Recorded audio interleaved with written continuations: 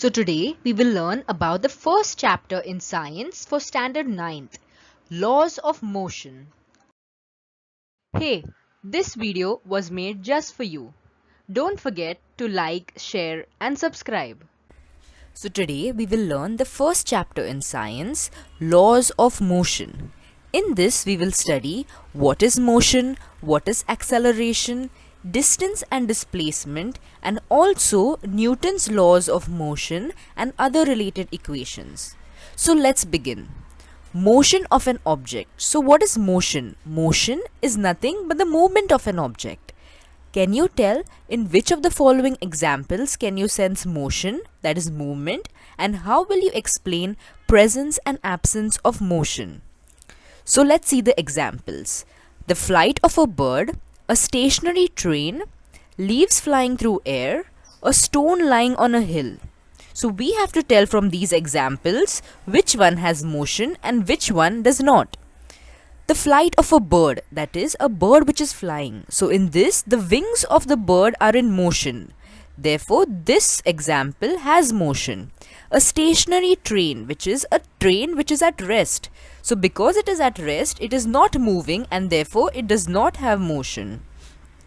Leaves flying through air. So in this, it is saying that the leaves are flying through the air. That is, they have motion. A stone lying on a hill. So in this, the stone is just lying on the hill and not moving. So this one does not have motion. We see the motion of several objects every day. Sometimes we cannot see the motion of an object directly, as in the case of a breeze. Can you list other examples of motion besides those given here? So they are saying that every day we can see something or the other in motion or which is moving. But sometimes even though something is moving, we cannot see them. Like breeze. So in breeze the air is moving but we cannot see air. That's why we cannot see when the air is moving. Think about it. You are traveling in a bus. Is the person sitting next to you in motion? What do you take into consideration to decide if an object is moving or not? You have learned that motion is a relative concept, means it is always considered in respect to other things around it. If the position of an object is changing with respect to its surroundings, then it is said to be in motion. Otherwise, it is said to be at rest. So, when you are sitting in a bus and when you see the surroundings outside, then you can say that you are in motion relative to the outside surroundings. But when you see the person sitting next to you, that person is not in motion with respect to you. Now we will study about displacement and distance. Let's try this. Measure the distance between points A and B in different ways as shown in figure 1.1. So this point A and this point B, we have to measure in different ways possible. So we can directly join those points or we can go around those points and we can measure all the distance between A and B. Now measure the distance along the dotted line, that is the direct line that we drew from A and B. Which distance is correct according to you and why? So which distance do you feel would be correct in order to measure them? It would obviously be the point from A to B. Think about it. Sheetal first went to her friend Sangeeta's house on her way to school. Prashant went straight from home to school. Both are walking with the same speed. Who will take less time to reach the school and why? So in this image we can see that Sheetal and Prashant, they stay in the same house and Prashant directly went from his house to school. And the distance between Sheetal and Prashant's house and the school is 1300 meters. Whereas Sheetal first went to Sangeeta's house, so she travelled 500 meters this way, and then from Sangeeta's house she went to school, so she travelled another 1200 meters. So Prashant total he walked around 1300 meters, but Sheetal walked 500 plus 1200 meters, that is 1700 meters. So as you can see here, Sheetal travelled 1700 meters, that is more than 1300. So since Prashant's house and the school is 1300 and he went directly, he travelled lesser than Sheetal. Distance is the length of the actual path travelled by an object in motion while going from one point to another, whereas displacement is the minimum distance between the starting and finishing point. So let's understand what is the difference between distance and displacement in the above example. So here Sheetal went from her house to Sangeeta's house and then from Sangeeta's house to the school. So for Sheetal, the starting point was her house, we'll name it as A, and the finishing point was the school, we'll name it as B. So in order to go from A to B, Sheetal travelled 500 plus 1200 meters, that is 700 meters. But Prashant, he went from A to B directly.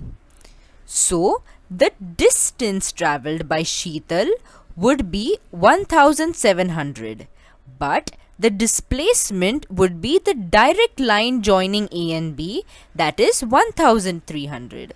So displacement is the minimum distance that you can travel in order to go from the starting point to the ending point, and in this example it is 1300.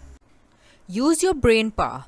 Every morning, Swarali walks around the edge of a circular field having a radius of 100 meters. So this is the circular field which has a radius of 100 meters. She starts from point A and takes one round. How much distance has she walked and what is her displacement? So she starts at point A and takes one round of the circle, and they are asking us to find what is the distance and what is her displacement. So how do we calculate the distance that she's travelled? That is, this is the starting point and this is the ending point. So her distance would be calculated by taking the circumference of the circle, which is 2 pi r, and in this case r is equal to 100. But her displacement would be 0. Why is that? Because the starting point and ending point are 1. So because the starting and ending point are a single point, the displacement will be 0. Let's see the second example. If a car starting from point P goes to point Q and then returns to point P, how much distance has it travelled and what is its displacement? So the car is starting from point P, going to point Q and then coming back to point P. So the distance travelled would be 360 plus 360 or 360 into 2, because this point P to point Q is 360. Whereas the displacement again would be 0, because here also the starting point and ending point is point P. So as we seen here, even if the displacement of an object is 0, the actual distance traversed by it may not be 0. So now we will study about speed and velocity. Can you recall what are vectors and scalars? Which of the quantities distance, speed, velocity, time and displacement are scalars and which are vectors? If you want the answers to these questions, go to www.jkacademypro.com. So as we had seen earlier, speed is equal to total distance travelled upon the time required by the object to travel that distance. So this is a very important formula. The distance travelled in a particular direction by an object in unit time is called its velocity. So what is exactly the difference between velocity and speed is that velocity of an object changes based on the direction that the object is in and the direction in which the object is travelling. Here, unit time can be 1 second, 1 minute, 1 hour, etc. So the unit time, it can be anything. If large units are used, 1 year can also be used as a unit of time. The displacement that occurs in unit time is called velocity. So when we have to calculate velocity, we need to take the displacement occurred by the object. But when calculating speed, we take the distance in the formula. Always remember, the units of speed and velocity are the same. In the SI system, the unit is meter per second, while in the CGS system, it is centimeter per second. So since the formula for speed and velocity is the same, therefore the units are also the same. And this is a standard system that uses units. So if we solve a problem in the SI system, we have to take meter per second. But if we use CGS system, it will be centimeter per second. Speed is related to distance while velocity is related to displacement. So in the formula, when we have to calculate speed, we need to take distance, and when we have to calculate velocity, we have to take displacement upon time. If the motion is along a straight line, the values of speed and velocity are the same. Otherwise, they can be different. So, as we seen earlier, velocity changes based on the direction of the object. So, if it is a straight line and the object is traveling in a straight manner, then velocity and speed of that object will be the same. Velocity is the displacement that occurs in unit time. So, this is just the written way of the formula. Velocity is equal to displacement upon time. Effect of speed and direction on velocity. So now we will see how changes in speed and direction affect velocity. Sachin is traveling on a motorbike. Explain what will happen in the following events during Sachin's ride. So, what will be the effect on the velocity of the motorcycle if its speed increases or decreases but its direction remains unchanged? So, we had seen earlier that velocity changes with respect to speed and direction. But here the direction is unchanged. So, if the speed increases, velocity will increase, and if the speed decreases, velocity will decrease. In case of a turning on the road, will the velocity and speed be the same? If Sachin changes the direction of the motorcycle keeping its speed constant, what will be the effect on the velocity? So now, when changing the direction, we've seen that velocity changes even if the speed is the same. So, even though the speed is constant, as Sachin changes direction, velocity will also change. If on a turning Sachin changes the direction as well as the speed of the motorcycle, what will be the effect on its velocity? So this is what we see in normal life also. When you change a direction on the motorcycle when taking a turn, you have to decrease the speed. So here the speed and direction both are changing, and therefore the velocity will also change. It is clear from the above examples that velocity depends on the speed as well as direction, and that velocity changes by three things: changing the speed while keeping the direction same, changing the direction while keeping the speed same, and changing the speed as well as the direction. So velocity will change if either the speed changes, if either direction changes, or if both speed and direction both change. Always remember, the first scientist to measure speed as the distance upon time was Galileo. So Galileo was the first person who made this formula and used it to measure speed of different things.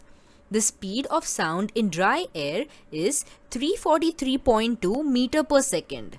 So this is the speed of sound, while speed of light is about 3 into 10 raised to 8 meter per second. So when you write 10 raised to 8, it is actually 1 followed by 8 zeros. So the speed of light is much faster than the speed of sound. The speed of revolution of Earth around the Sun is about 29,770 meter per second. For the answers to this exercise and other free worksheets, please go to jkacademypro.com.